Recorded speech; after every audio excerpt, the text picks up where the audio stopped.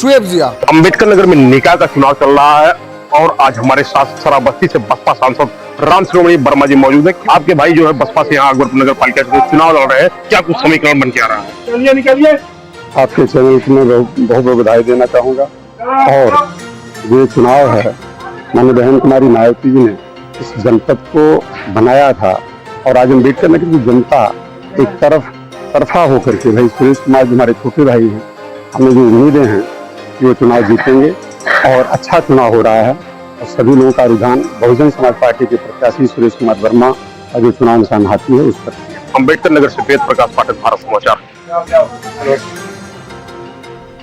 और इस निकाय की जंग में क्या कुछ सीटों पर क्या कुछ हाल है, क्या लेटेस्ट अपडेट है, सीधे रुख करेंगे। शाहजहांपुर संवाददाता अमित भी हमारे साथ जुड़ गए और पीलीभीत से हरिपाल भी हमारे साथ जुड़ गए। अमित सक्सेना, आपके पास आना चाहूंगा। शाहजहांपुर में आपने भी तमाम वीवीआईपी से बात की है, वो तो पूरी तरीके से कह रहे कि आप बीजेपी का ही वहां पर है पूरा तरीके से बोलबाला, लेकिन असल हकीकत क्या कुछ नजर आ रही है? आपने भी तमाम लोगों से बात की होगी। अब देखिए आलोक, आपको बता दें कि शाहजहांपुर में जो बीजेपी के जो बड़े मंत्री वो दावे कर रहे हैं कि बीजेपी की प्रचंड बहुमत से जीत हो रही है, लेकिन कहीं ना कहीं जो मतदाता है जो लंबी लंबी लाइनों में लगे, उनका साफ तौर कहना है कि इस बार जो वोट कास्ट जो कर रहे हैं वो विकास और तमाम जो मुद्दे हैं उनको लेकर वोट कर रहे हैं। कहीं ना कहीं महंगाई भी एक बड़ा मुद्दा शाहजहांपुर में नजर आ रहा है। अगर बात की जाए पेट्रोलियम मंत्री जितिन प्रसाद की, उनका साफ तौर पर कहना है कि कोई नहीं है टक्कर में, क्यों पड़े चक्कर में। तो भाई जो वित्त मंत्री सुरेश कुमार खन्ना, उन्होंने ये कहा था कि जो तमाम जो पार्टियां हैं वो झूठे दावे करती है, लेकिन जो उत्तर प्रदेश सरकार जो बीजेपी की सरकार है वो दावों को पूरा खरा उतर रही है और विकास चौमुखी विकास करा रही है उत्तर प्रदेश में। जी अभी मैं सुन रहा था कि अभी बहुत लोग कह रहे थे कि चौमुखी विकास की जब पहले जब कूड़े के जहां पर ढेर लगे रहते थे वहां पर अब पहले बदबू आती थी, अब खुशबू आती है। अभी मैं सुन रहा था थोड़ी देर पहले ही अभी आपका एक टिक टैक सुन रहा था, तो असल हकीकत क्या कुछ है? देखिए बदलाव तो जरूर हुआ है शाहजहांपुर में, क्योंकि जो जनता है वो भी कह रही है बदलाव हुआ, लेकिन कहीं ना कहीं जो महंगाई है वो बड़ा मुद्दा शाहजहांपुर बना हुआ है। आपको बता दें शाहजहांपुर में करीब जो मतदाता जो 6,13,221 मतदाता अपने मत का प्रयोग कर रहे हैं, लेकिन कहीं ना कहीं जो देखा जा रहा है कि जो दावे हैं जो वादे हैं उन पर बीजेपी खरा तो उतर रही है, लेकिन अभी भी निराशा है मतदाताओं में। जी आप हमारे साथ बने रहिए। पीलीभीत संवाददाता के पास रुख करेंगे जो हमारे सहयोगी हरिपाल जुड़ गए हैं। हरिपाल, अगर बात करें पीलीभीत में लगभग 11:20 हो गया, अभी तक आपके पास क्या कुछ लेटेस्ट अपडेट है?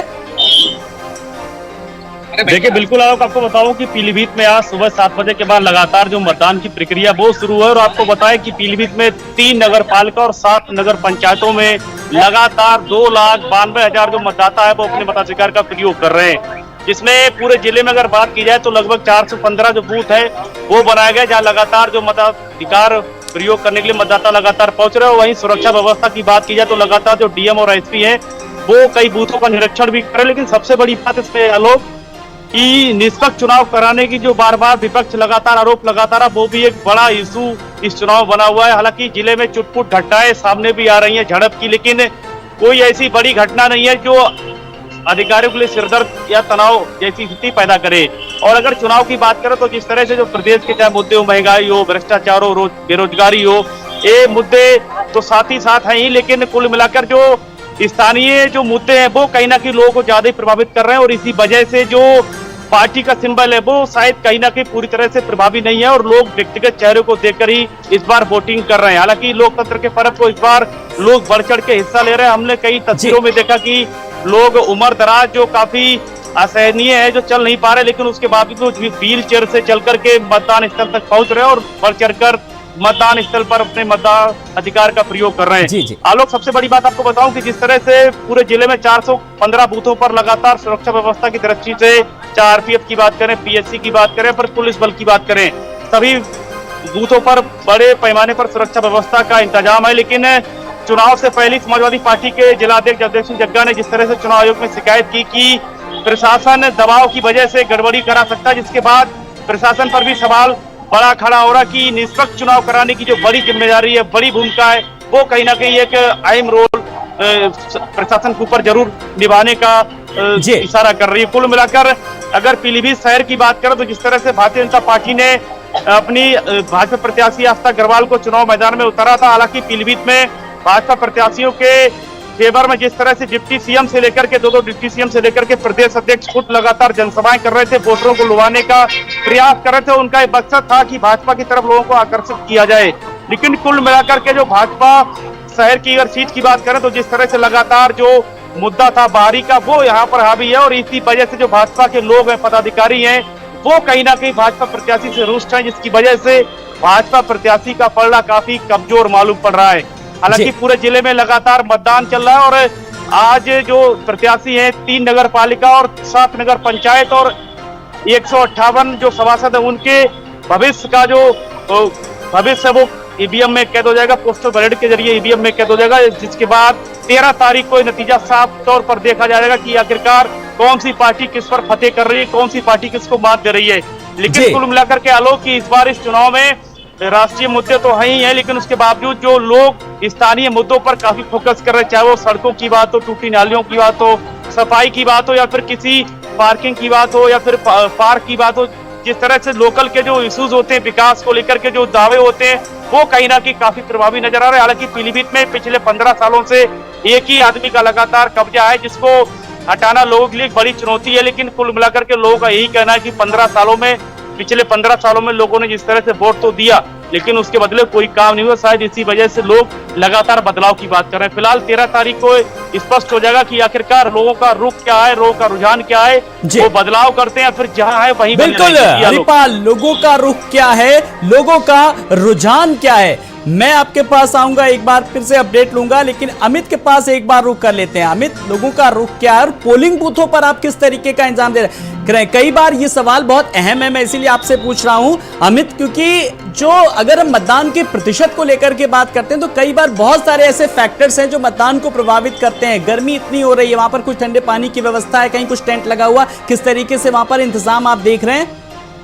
देखिए, अगर आपको बता दें आलोक की शाहजहांपुर में अगर इंतजाम की बात करी जाए तो तमाम जो बूथ है वहां पर पानी की सुविधा है, बिजली की सुविधा है और कोई दिक्कत नहीं आ रही है मतदाताओं। लेकिन कहीं ना कहीं जो धूप है, जो गर्मी है, वो जरूर प्रभावित कर रही है मतदाताओं को, क्योंकि जो अगर हम बात करें 9 बजे के रुझान की तो करीब 10% यहाँ पर वोटिंग हुई है, लेकिन अगर बात की जाए 11 बजे की तो करीब 20% से ज्यादा का यहाँ पर मतदान हुआ है। तो कहीं ना कहीं जो बात है, हम आपको बताएं कि जो मतदाता है वो हल्के धीरे धीरे निकल रहा है, क्योंकि जिस तरीके से गर्मी पड़ी, कुल मिलाकर यहाँ मतदान जो स्थिति है वो अच्छी चल रही है। अगर बात की जाए पूरे मतदान केंद्रों तो 242 मतदान केंद्रों पर यहाँ पर वोटिंग हो रही है। जी चलिए, आप नजर रखिएगा, मैं आपके पास फिर से अपडेट लूंगा। हरिपाल, आपका भी बहुत बहुत शुक्रिया और अमित, आपका भी बहुत बहुत शुक्रिया। तो शाहजहांपुर की बात करें, हरिपाल की बात करें पीलीभीत से, और हमारे संवाददाता लगातार पल पल का अपडेट दे रहे थे, और इस बीच हमारे संवाददाताओं से हम अपडेट लेंगे। लेकिन जहां पर जो बूथों पर किस तरीके के इंतजाम चल रहे हैं, वहां पर क्या कुछ व्यवस्था है, ये भी हम अपने दर्शकों को लगातार जानकारी दे रहे हैं। सबसे सटीक और सबसे विश्वसनीय कवरेज भारत समाचार पर। 7 नगर निगमों की सीटों के लिए वोटिंग लगातार जारी है। दूसरे चरण के जिले आजमगढ़, मऊ, बलिया, सोनभद्र सहित 38 जिले। दूसरे चरण का मतदान चल रहा है और हम हैं अयोध्या में। अयोध्या की आप देखिए कि जो फायर ब्रांड नेता हैं विनय कटियार, वो यहाँ पर मौजूद हैं। विनय कटियार अपना मत का जो प्रयोग करने अयोध्या, जो हनुमानगढ़ी राम जन्मभूमि स्थल कहा जाता है, मेन अयोध्या जिसे पहले कहा जाता था, वो यहाँ पर पहुँचे हुए हैं मतदान करने के लिए। भारी भीड़ सुरक्षा के बीच वो मतदान करने यहाँ पर पहुँचे हुए। तो दूसरे चरण के जो मतदान की प्रक्रिया है वो शुरू हो चुकी है। लोग मतदान का अपने प्रयोग कर रहे हैं और मतदान का प्रयोग करके, चूँकि रामनगरी का राजा कौन बनेगा, चूँकि नगर निगम अयोध्या के जो मेयर का चुनाव है, उस चुनाव में आखिरकार राजा कौन बनेगा, ये एक बड़ा सवाल है। उस सवाल को लेकर के जनता पूरे देश से पूरे तरीके से मतदान की जो प्रक्रिया है उस प्रक्रिया में शामिल हो रही है। और लगातार मतदान जो पिछली बार कम देखने को मिला था, प्रतिशत कम देखने को मिला था, उसको बढ़ाने की चुनौती भी कहीं कहीं जिला प्रशासन को थी। और यही वजह है कि अब जो भीड़ है वो ठीक ठाक देखने को मिल रही है। तो सभी लोग अपने मत का प्रयोग कर रहे हैं। कैमरा पर्सन रोहित के साथ संजय चौहान, भारत समाचार, अयोध्या। बागपत में दूसरे चरण का मतदान जारी है और हमारे साथ कुछ युवतियाँ मौजूद हैं, क्योंकि ये पहली बार वोट करने के लिए आई हैं। आप पहली बार अपने मत का प्रयोग करने के लिए, क्या मन में आया वोट करने का और क्या उद्देश्य है, क्योंकि किस तरीके की सरकार चाहते हैं आप अपनी? देखिए, आज मेरा ये पहला राइट है। मैं अपने कस्बे के लिए एक सही उदाहरण के लिए चुनने के लिए आई हूँ, ना कि मैं किसी के बहकावे में चाहती हूँ सब अपना राइट खुद से चुने। जो हमारे यहाँ बेहतर कार्य करा रहा है, जो हमारी अमीनगर सराय को बेहतर बना रहा है, हमने सिर्फ उसे चुना है। लोगों से यही अपील करते हैं कि अपनी नज़रों से देखें और वो देखें कि जिसने हमारे कस्बे में बहुत ज़्यादा तरक्की कराई है, जिसकी वजह से हमारा कस्बा जाना जा रहा है, तो उसी की तरफ करें और उसी को अपना मत दें। लड़कियों के लिए सबसे मेन है उनकी सुरक्षा। जो हमारे यहाँ पे जो अभी भी हैं वो मतलब खुल के वो चल सकती हैं, कोई डर नहीं है। मतलब हमें खुद का अपने आप ही सोचकर चलना चाहिए और सबको ये नहीं है कि वो किसी और के बहकाए में आए या कुछ भी हो, खुद से ही अपना मतलब चयन करें और कुछ नहीं।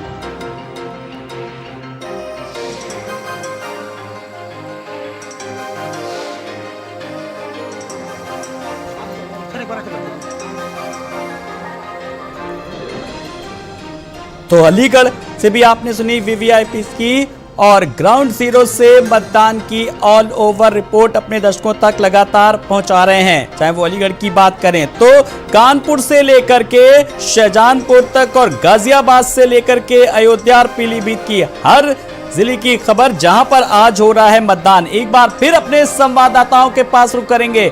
हरिपाल पीलीभीत से और अमित सक्सेना हमारे साथ शाहजहांपुर से हैं। अमित, मैं आपके पास आ रहा हूं। शाहजहांपुर की अगर बात करें, बड़ी अभी हमने डिबेट भी करी तो अर्चना वर्मा को लेकर के बड़ी चर्चा हो रही थी कि देखिए एक पार्टी टिकट देती है लेकिन अर्चना वर्मा किस तरीके से दूसरी पार्टी में शामिल हो जाती है और दूसरी पार्टी भी टिकट दे देती है उसको लेकर के।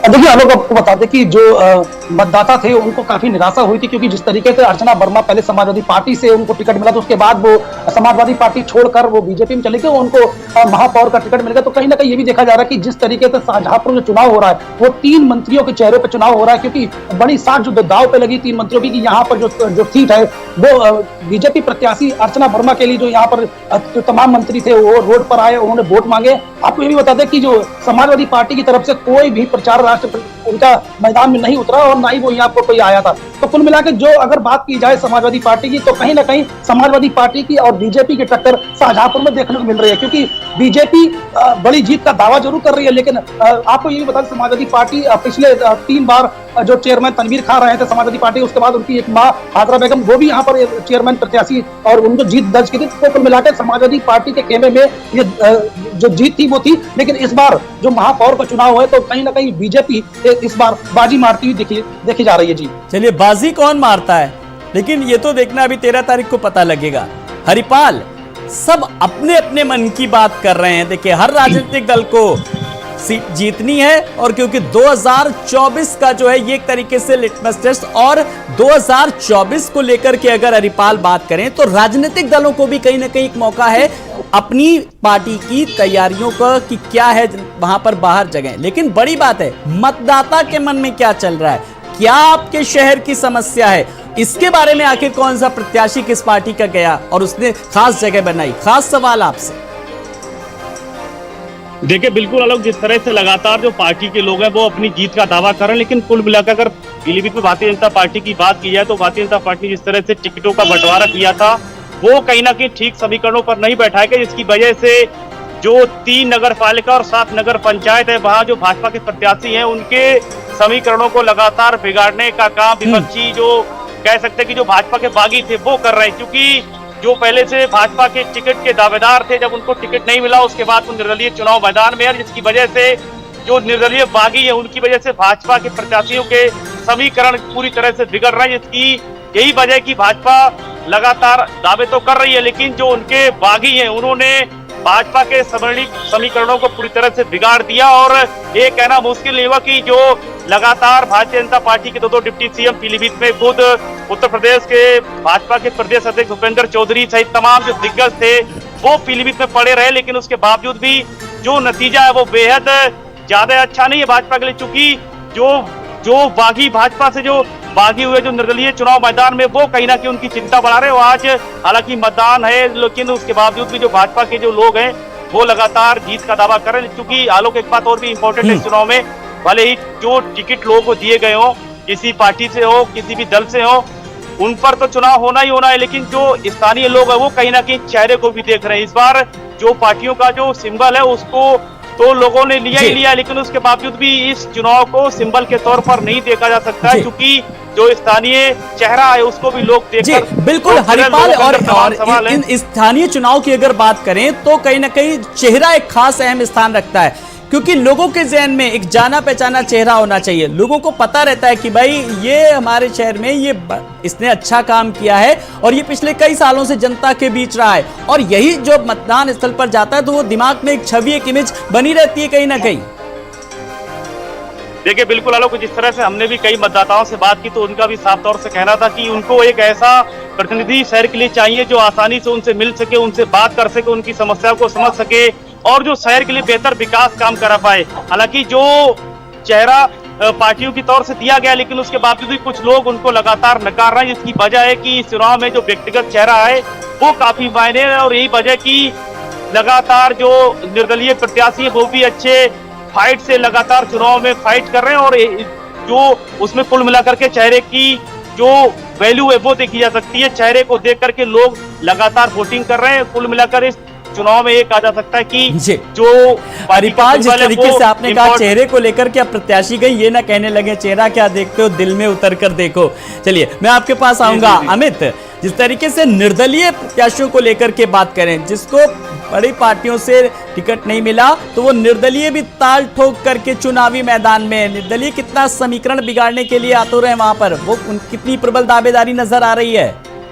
देखिए आलोक, आपको बता दें कि शाहजहांपुर में तमाम जो प्रत्याशी है वो अपनी बड़ी जीत का दावा तो कर ही रहे थे, लेकिन कहीं ना कहीं जो नाराज है बीजेपी से, जो निष्कासित किए गए हैं बीजेपी से, तो वो भी मैदान में उतरे हुए हैं और तमाम वो भी दावे कर रहे हैं कि बड़ी जीत। लेकिन कहीं ना कहीं जो शाहजहांपुर में वो चेहरे पर